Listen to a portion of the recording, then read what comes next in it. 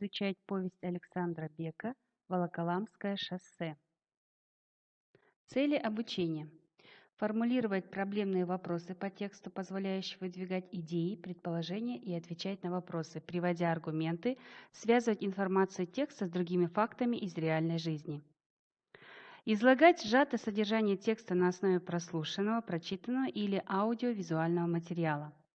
Писать эссе объемом 100-120 слов на основе цитат, пословиц, поговорок, крылатых выражений, соблюдая особенности текста рассуждения, рассуждения с элементами повествования или описания.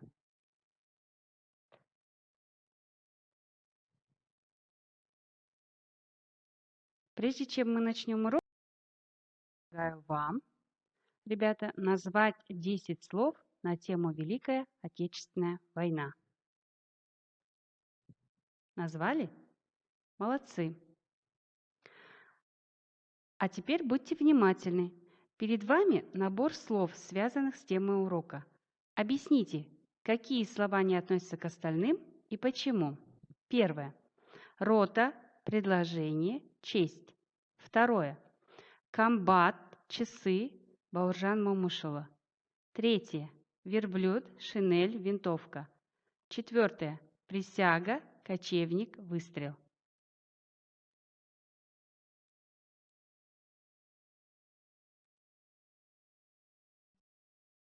Я молча встречал возвращавшихся. Я знал, мои бойцы были честными людьми. Сейчас их терзал стыд. Как оградить их на другой раз от этого мучительного чувства? Как спасти их от позора? Разве я уверен, что они в другой раз не побегут, и опять потом не будут понимать, как это могло с ними произойти? Что с ними делать?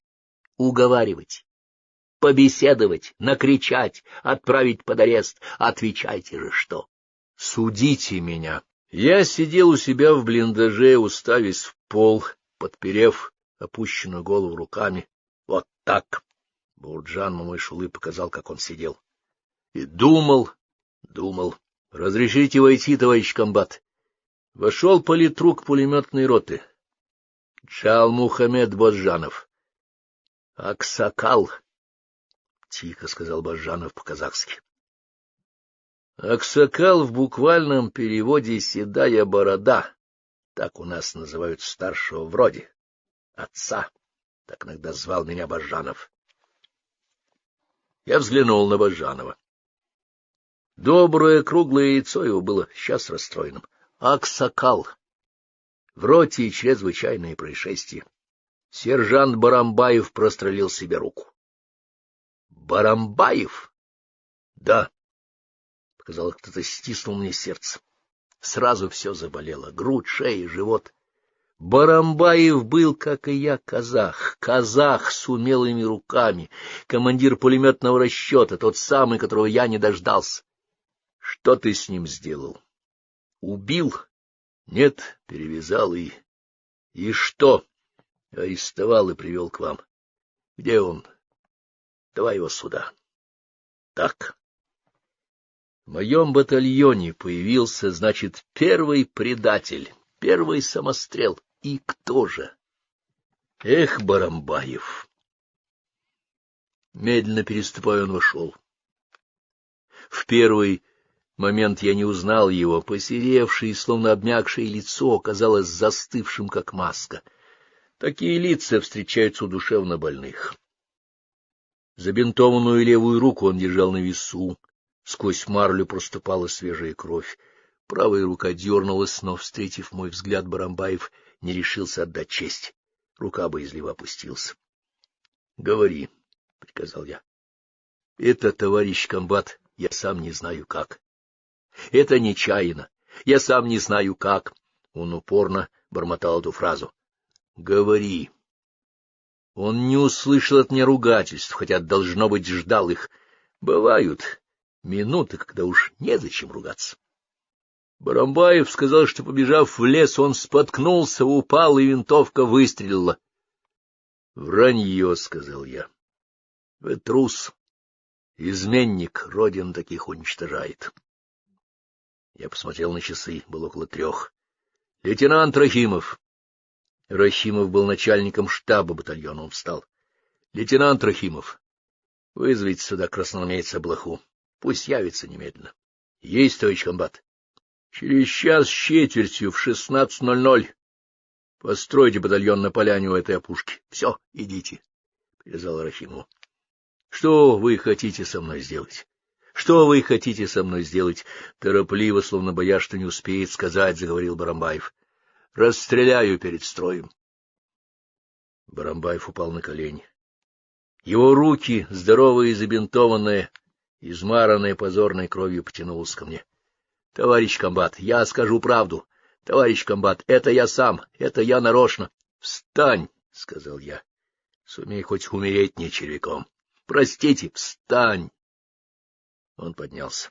— Эх, Барамбаев, Барамбаев, — мягко произнес Бажанов, — скажи, ну что ты думал?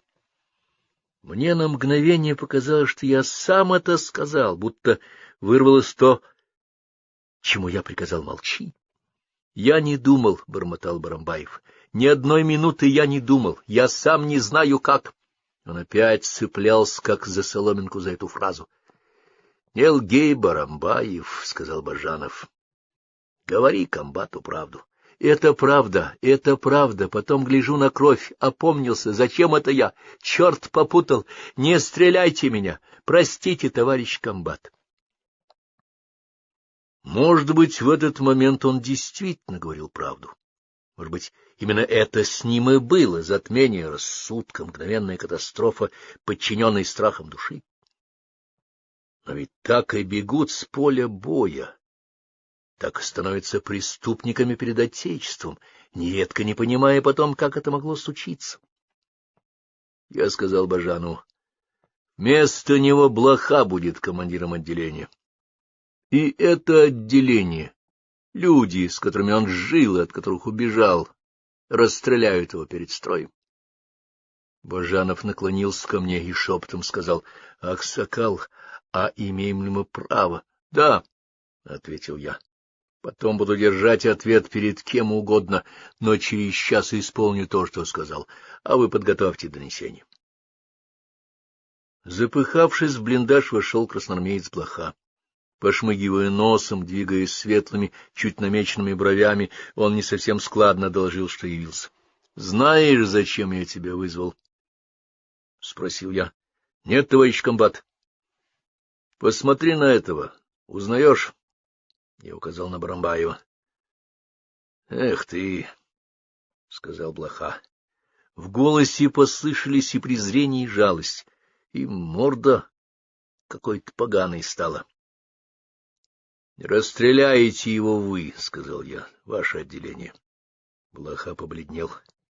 Вздохнув всей грудью, он выговорил: — Исполним, товарищ комбат.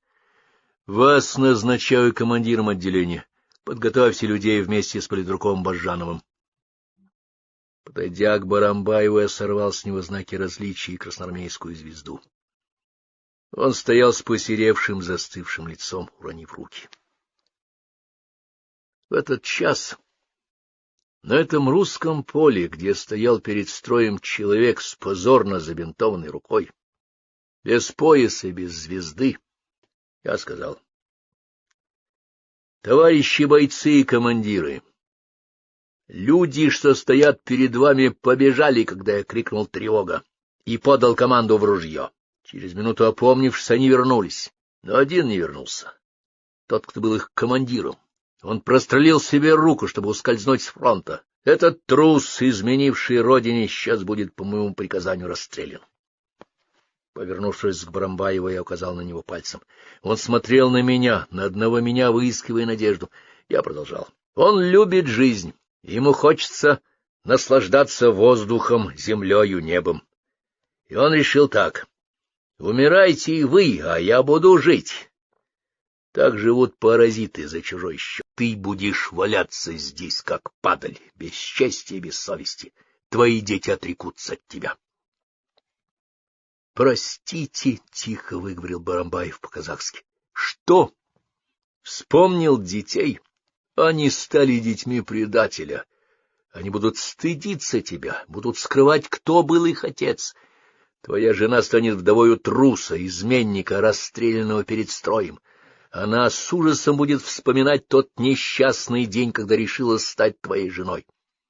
Мы напишем о тебе на родину, пусть там все узнают, что мы сами уничтожили тебя. Простите, пошлите меня в бой. Барамбаев произнес это не очень внятно, но почувствовался, его услышали все. — Нет, — сказал я, — все мы пойдем в бой, весь батальон пойдет в бой. Видишь этих бойцов, которых я вызвал из строя? Узнаешь их?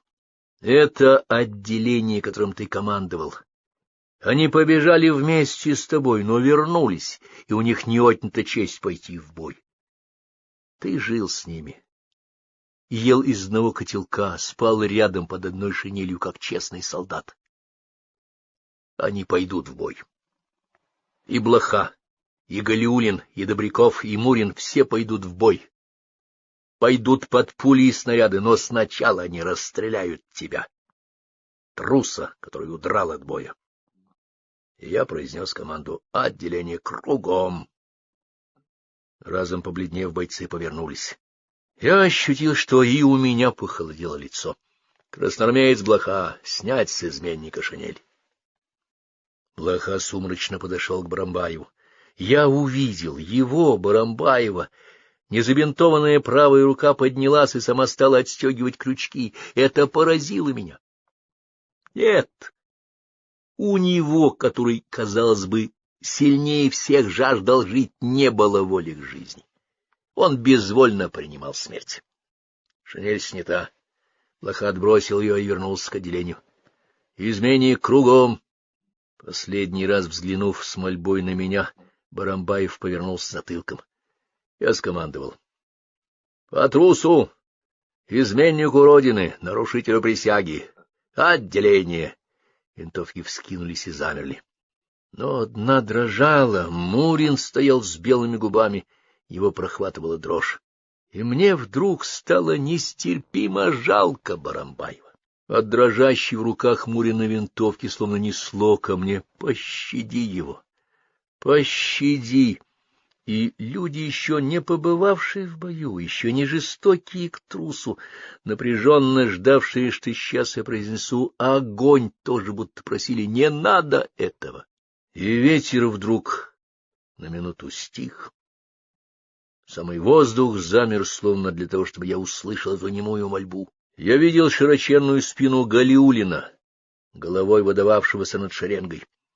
Готовый исполнить команду, он, казах, стоял, целясь в казаха, который тут далеко от родины был всего несколько часов назад самому близким. От его Галиулина спины доходило ко мне тоже: не заставляй, прости. Я вспомнил все хорошее, что знал о Барамбаеве. Вспомнил, как бережно и ловко, словно оружейный мастер, он собирал и разбирал пулемет, как я втайне гордился. Вот и мы, казахи, становимся народом механиков. Я не зверь, я человек. Я крикнул: отставить! Наведенные винтовки, казалось, не опустились, а упали, как чугунные, и тяжесть упала с сердец. «Барамбаев!» — крикнул я. Он обернулся, глядя спрашивающими, еще не верящими, но уже загоревшимися жизнью глазами. — Надевай шинель. — Я? — Надевай. Иди в строй, в отделение. Он растерянно улыбнулся, схватил обеими руками шинель и, надевая на ходу, не попадая в рукава, побежал к отделению.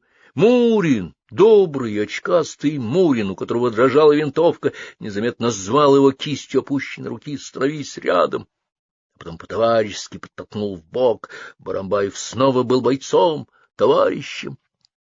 Я подошел и хлопнул его по плечу. — Теперь будешь сражаться? Он закивал и засмеялся, и все вокруг заулыбались, всем было легко. Вам тоже, наверное, легко. И те, кто будут читать эту повесть, тоже, наверное, вздохнут с облегчением, когда дойдут до команды отставить. А между тем было не так. Это я увидел лишь в мыслях, это мелькнуло как мечта, а было иное. Заметив, что у Мурина дрожит винтовка, я крикнул: — Мурин! Дрожишь? Он вздрогнул, выпрямился и плотнее прижал приклад. Рука стала твердой. Я повторил команду. — По трусу, изменнику Родины, нарушителю присяги, отделение, огонь! И трус был расстрелян. Судите меня.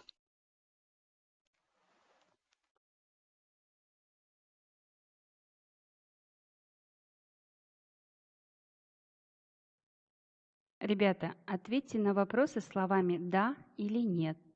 Первый вопрос. В переводе на русский язык Момыш-Улы означает «сын Момыша». Второй вопрос. 316-я стрелковая дивизия ныне известна как 8-я гвардейская дивизия имени генерал-майора Панфилова. Третий вопрос. Бауржан Момыш-Улы свободно владел богатством русской речи. Четвертый вопрос. Сержант Барамбаев прострелил себе ногу. Пятый вопрос. Лейтенант Рахимов был начальником штаба батальона. Шестой вопрос. Политрук сорвал с Барамбаева знаки различия и красноармейскую звезду. Седьмой вопрос. Бажанов был командиром отделения. Восьмой вопрос. «Судите меня», — сказал Барамбаев. Девятый вопрос. Ядовитый паук укусил Бауржана Момышула. Десятый вопрос. Аксакал, в буквальном переводе, серая, седая борода. Ответили? А теперь проверьте себя.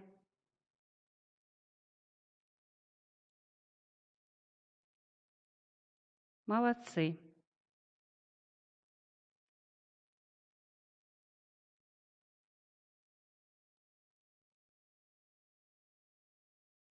А теперь, ребят, попробуйте сформулировать вопросы по тексту.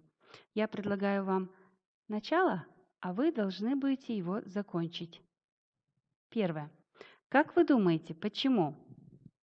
Второе. Как вы считаете, для чего? Третье. Предположите, что было бы, если...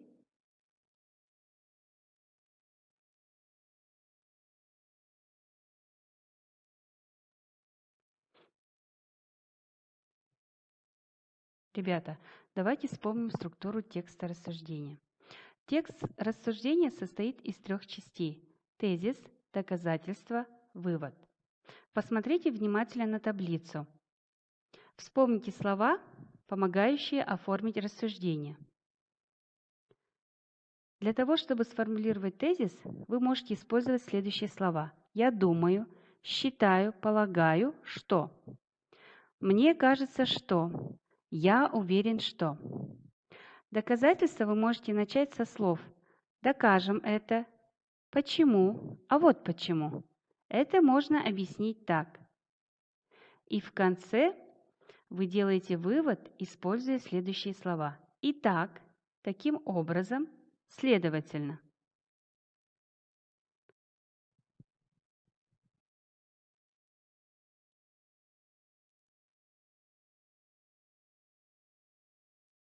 Ребята, подумайте и назовите 3 момента, которые у вас получились хорошо в процессе урока. Предложите одно действие, которое улучшит вашу работу на следующем уроке. Домашнее задание. Напишите эссе «Никто не забыт, ничто не забыто». Посвятите батальону Бауржана Момышула. Объемом 100-120 слов, соблюдая структуру текста рассуждения. На этом сегодняшний наш урок закончился. Спасибо за внимание. До свидания.